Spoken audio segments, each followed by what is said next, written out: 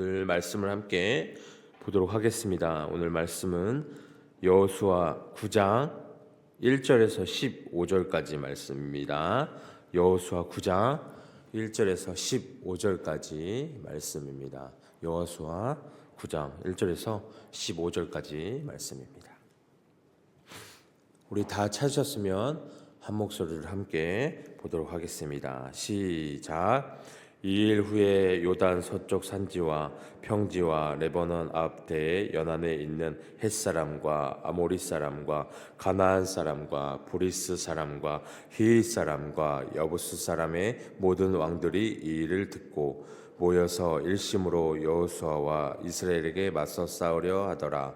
기브온 주민들이 여호수아가 여리고와 아이에 행한 일을 듣고 꾀를 내어 자신의 모양을 꾸미되 헤어진 전대와 헤어지고 찢어져서 가축 포도주 부대를 나귀에 싣고 그 발에 나가서 기운 신을 신고 낡은 옷을 입고 다 마르고 곰팡이가 난 떡을 준비하고 그들이 길갈 진영으로 가서 여호수아에게 이르러 그와 이스라엘 사람들에게 이르되 우리는 먼 나라에서 왔나이다. 이제 우리와 조약을 맺으십시다 하니 이스라엘 사람들이 히윗 사람에게 이르되 너희가 우리 가운데 거주하는 듯하니 우리가 어떻게 너희와 조약을 맺을 수 있으랴 하나 그들이 여호수아에게 이르되 우리는 당신의 종들이니이다 하매 여호수아가 그들에게 묻되 너희는 누구며 어디서 왔느냐 하니 그들이 여호수아에게 대답하여 종들은 당신의 하나님 여호와의 이름으로 말미암아 심히 먼 나라에서 왔사오니 이는 우리가 그의 소문과 그가 애굽에서 행하신 모든 일을 들으며 또 그가 요단 동쪽에 있는 아모리 사람의 두 왕들 곧 헤스본 왕 시온과 아스타롯에 있는 바산 왕 우리에게 행하신 모든 일을 들었음이니이다. 그러므로 우리 장로들과 우리 나라의 모든 주민이 우리에게 말하여 이르되 너희는 여행할 양식을 손에 가지고 가서 그들을 만나서 그들에게 이르기를 우리는 당신들의 종들이니 이제 우리와 조약을 맺으시다 하라 하였느니라.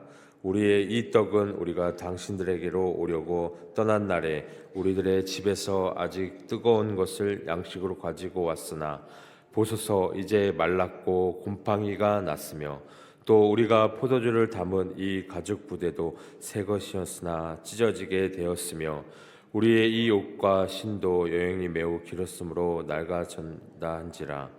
우리가 그들의 양식을 취하고는 어떻게 할지를 여호와께 묻지 아니하고 여호수아가 곧 그들과 합친하여 그들을 살리리라는 조약을 맺고 회중 족장들이 그들에게 맹세하였더라.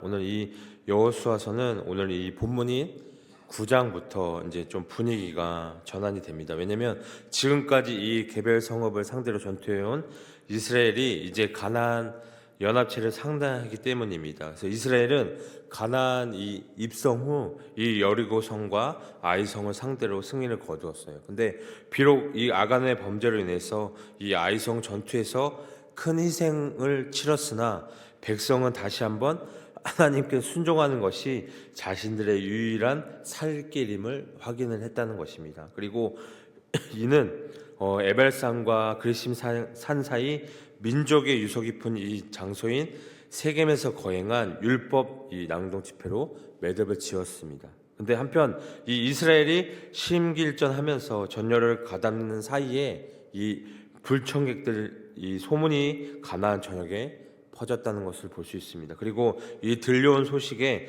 사람들은 저마다 반응을 보이고 있습니다. 1절과 2절에 보면 이 첫 반응은 가나안 이 6왕의 연대입니다. 이들은 이 요단강을 동쪽 경계로 하는 이 가나안 땅 전역에 퍼져 있었어요. 근데 가나안 중앙 이 산지와 평지만 아니라 레바논에 접한 북부 지역과 대해로 표현한 이 주중의 연안 서쪽 경계까지 가나안 전역을 장악한 이 6부족 왕이 마음을 하나로 모아서 이 결의를 했다는 것입니다. 이때 지금까지 본문의 앞에 있었던 일들을 기억한다면 가나안 이 왕들의 이런 반응은 다소 의외라는 것입니다.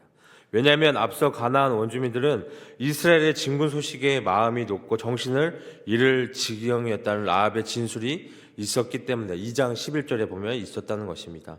이 가나안 모든 왕들도 이스라엘이 요단강 이 바닥을 마른 땅으로 밟고 지나온 일을 가득 같은 반응을 보였다는 것을 5장 1절에서 볼 수 있습니다. 하지만 그동안 이렇게 두려워 떨던 이들이 손에 쥐고 있던 칼을 놓지 않고 더 강하게 움켜쥐고 결집한 계기가 있다는 것입니다. 게다가 그건 이스라엘이 제공했다는 것입니다. 바로 아이성에서의 패배라는 것이죠. 가나안 여성왕은 자신들이 힘을 합치면 이미 한 번 패한 저 불청객들을 몰아낼 수 있다고 판단했다는 것입니다. 이 일을 이스라엘 편에서 보면 이 아간 한 사람의 죄가 눈덩이처럼 커져 돌아온 셈이라는 것입니다. 이 아이성에서 치른 희생과 소중한 이 일가의 몰살로 죄의 처분이 끝난 줄 알았지만 아니었다는 것이죠. 더 큰 싸움이 남아 있었다는 것이에요. 이처럼 죄의 파급력은 상당하다는 것입니다. 그래서 어리석고 연약한 인간이 죄의 유혹 앞에서 취할 길은 그 자리를 피하는 것이라는 것입니다. 지혜의 근본이신 하나님도 자녀들에게 이렇게 외칩니다. 잠언 5장 7절과 8절에 그런즉 아들들아 나에게 들으며 내 입의 말을 버리지 말고 내 길을 그에게서 멀리하라. 그의 집 문에도 가까이 가지 말라. 그렇지만 자칫 위기감이 고조되는 이 9장 도입부는 말씀을 마음 깊이 새기고 기억하는 이들에겐 하나님의 섭리를 보여주는 복선이기도 한다는 것입니다. 왜냐하면 하나님은 이스라엘의 가난한 입성 전인 이 신명기에서 이미 지금 이 연합군을 이룬 6부족을 순서까지 정확히 같게 나열하면서 이들을 진멸하라 명하셨기 때문이라는 것입니다. 그리고 이후 이들은 이 하나님 계획대로 패망하고 만다는 것입니다. 이처럼 하나님은 인간이 저지른 죄까지 사용하셔서 자기 일을 이루시고 있다는 것입니다. 한편 가나안 여선 왕과 걸음을 같이 하지 않고 자신만의 길을 걷는 이들도 있다는 것입니다. 3절과 6절에 보면 기브온 족속은 다른 족속과 달랐다는 것입니다. 기브온 족속은 싸우려 하지 않고 함께 하자는 것입니다. 이들은 천천히 와도 3일이면 올 수 있는 거리에 있습니다. 그러나 그들은 멀리서 온 사신처럼 자신을 꾸몄습니다. 헤어진 돈주머니, 헤어지고 찢어져 기운 가죽부대, 낡아 기운 신, 낡은 옷, 다 마르고 곰팡이가 난 떡을 그 증거로 가지고 왔습니다. 하나님은 당시 이스라엘 사람들에게 가까이 사는 가나안 족속과 언약을 맺지 말고 진멸하라고 하셨습니다. 가나안 족속은 죄악으로 심판을 받아야 합니다.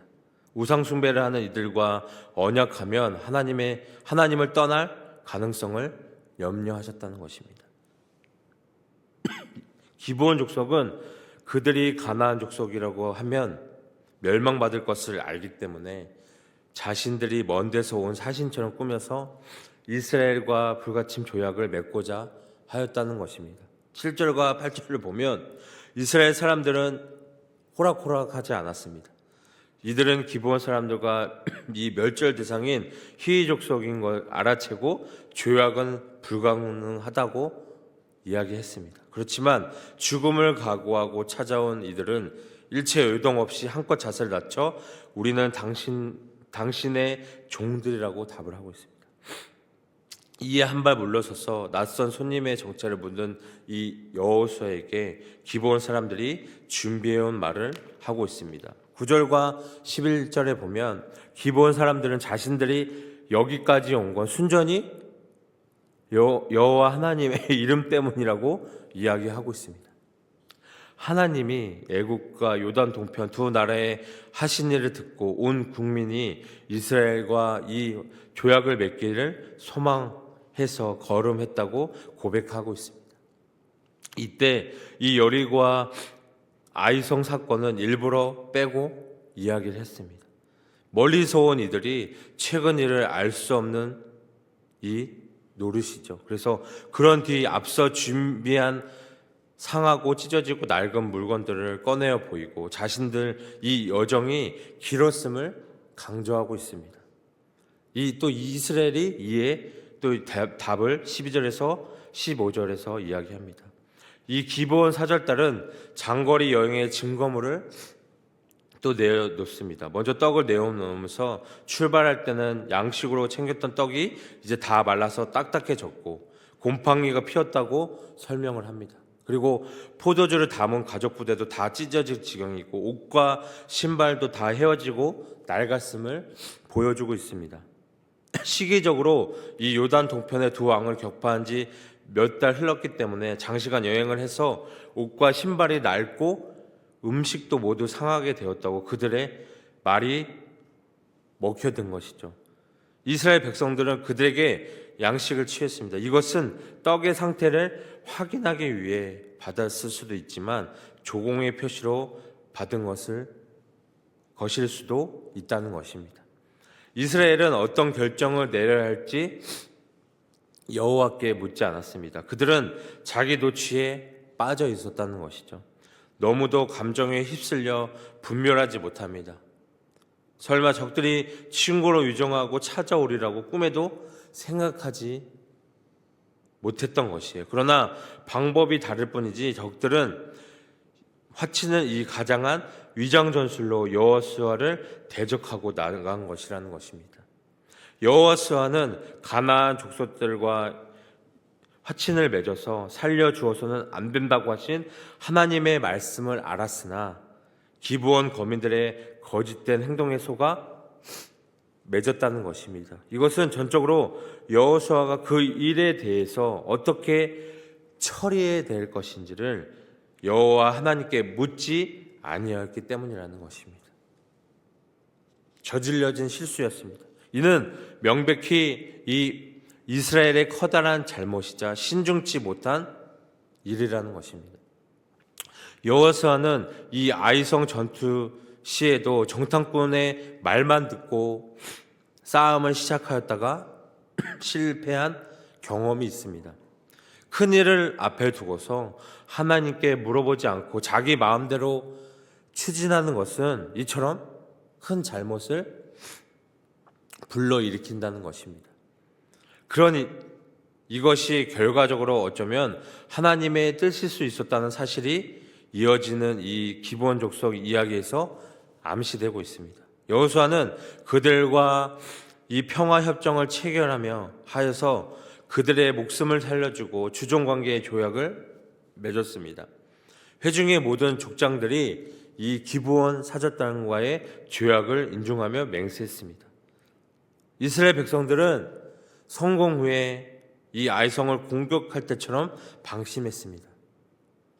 방심은 긴장을 풀어놓죠. 결국 전쟁에서 긴장이 사라져 버리면 결국엔 실패를 불러옵니다. 우리는 생각했으면 좋겠습니다. 스스로 우리가 성공에 도취되어 있지 않은지, 무슨 일을 하기 전에 먼저 우리는 기도로 시작해야 한다는 것입니다. 하나님께서 이 일을 통해 하나님께서 원하시는 일이 무엇이고 또한 하나님께 영광이 될 수 있는 일이 무엇인지를 물어야 한다는 것입니다. 오늘 이 본문의 내용을 보면 여리고와 아이의 패배를 들은 기브온 사람들이 이스라엘을 속여서 진멸을 모면하게 되었다는 이야기입니다. 그렇게 하나님의 명령을 잘 듣지 않아서 당하고 넘어지던 이스라엘이 금세 또 당한 것을 보면 조금 속상한 마음이 들기도 하죠. 그러나 분명한 것은 기브온 사람들은 하나님을 두려워하는 마음으로 이 일을 꾸몄다는 것입니다. 1절과 2절에 가나안의 많은 민족들은 이스라엘과 하나님을 대항하기 위해서 그들의 힘을 모으지만 그들 가운데 기브온은 대항 대신 투항을 선택합니다. 겁쟁이 배반제로 불릴 줄 몰라도 하나님을 두려워하는 마음을 가진 이들은 진멸이라는 재앙에서 벗어날 수 있음을 보여주는 것입니다.